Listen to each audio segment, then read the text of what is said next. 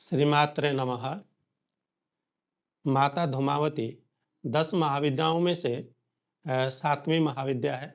धूम का अर्थ है धुआं और धूमावती को धुएं के रूप में कहा जाता है, जो ज़्यादातर अंतिम संस्कार और चिता से संबंधित है। 10 महाविद्याओं में से केवल धूमावती माता को ही अशुभ माना जाता है। ये बहुत वृद्ध दिखती है, बिखरे बाल, चेहरे और पूरी शरीर पर झुर्रियाँ। वह एक छोटे से 4 पहियों वाले रथ में यात्रा करती है, जिसमें एक ध्वज है। ध्वज पर कौवे की छवि है। उसे ऐसे अशुभ रूप में चित्रित करने का मुख्य कारण इसी तथ्य के कारण हो सकता है कि हमारा जीवन में अच्छा और बुरा दोनों शामिल है, शुभ और अशुभ दोनों शामिल है, सही और गलत दोनों शामिल है। जब हम आध्यात्मिक मार्ग में उच्च स्तर में जाते हैं, तो वहाँ जो राग और द्वेष यही प्रतिबंधक है। माने अच्छा और बुरा दोनों जो द्वंद्वात्मक स्थिति है, उससे पार होना है। पार होके हम जब स्थित होते हैं, द्वंद्व से पार होते हैं, परे की जो स्थिति है, राग, द्वेष और मोह तीनों से परे जब हम उठ जाते हैं, तब शिव स्वरूप बन जाते हैं। जिसका अर्थ ये भी होता है कि ये जो सभी जो द्वंद्व है, राग और द्वेष है, दोनों द्वंद्व को जो राग, द्वेष और मोह तीनों को नियंत्रण करती है और तीनों से ऊपर उठा देती है। इसीलिए जो उच्च कोटि के साधक है, वो माता धूमावती जी का साधना करते हैं, क्योंकि ये संसार छुड़वा देता है और राग, द्वेष और मोह से बहुत ऊपर उठा जाता है। माता धूमावती जो केतु ग्रह से जुड़े हुए हैं।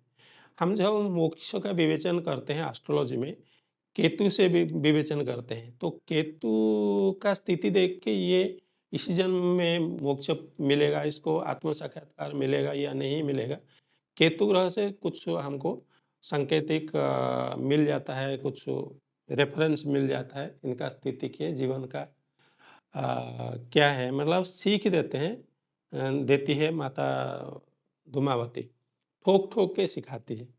इनके जो कई लोग बोलते हैं कि इनके भैरव नहीं है, लेकिन इनका जो कथा आता है कि भैरव को भगवान शिव को ही निगल लिए थे, तो वहाँ तो भैरव है ही है।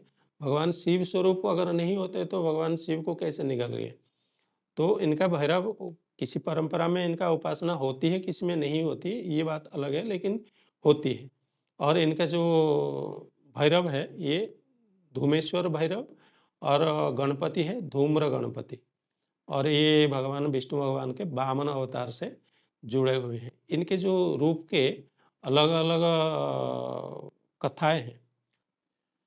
माता धूमावती के जो रूप है, इनके अलावा इनके जो भोजन, जिस प्रकार का जो खान पान, जो प्रसाद लगता है, ये भी बड़ा अलग प्रकार का होती है। जैसे मतलब पंचमकार से तो उपासना होती ही होती है। जो ध्यान का प्रक्रिया में करते हैं उनके लिए ये नहीं होती है, बाकी तो पंचमकार से, जैसे इनका जो संबंधित है, खोपड़ियों की माला, लाश चबाते हुए इनको दिखाया गया है। धूमावती माता जी की पूजा आमतौर पर नहीं किया जाता है, सिवाय दुर्लभ मामले में, जैसे कुछ लोग भूत प्रेत और काला जादू और कुछ इस प्रकार का जो प्रयोगात्मक, ज़्यादातर कठोर तांत्रिक मार्ग में इनका पूजन किया जाता है। साथ ही यह भी कहा जाता है कि आध्यात्मिक उपलब्धि का उच्च स्तर में इनका जो उपासना किया जाता है। साधारणतः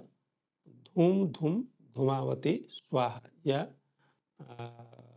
इसका और भी बहुत सारे मंत्र है।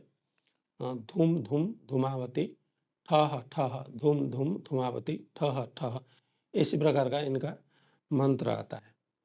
जो पुण्य साधना करना चाहते हैं उनके लिए नीचे डिस्क्रिप्शन में वेबसाइट और व्हाट्सएप नंबर है, कांटेक्ट कर सकते हैं। किसी भी प्रकार का साधना आप कर सकते हैं, श्री विद्या साधना, 10 महाविद्या साधना या क्रिया योग, मेडिटेशन इत्यादि।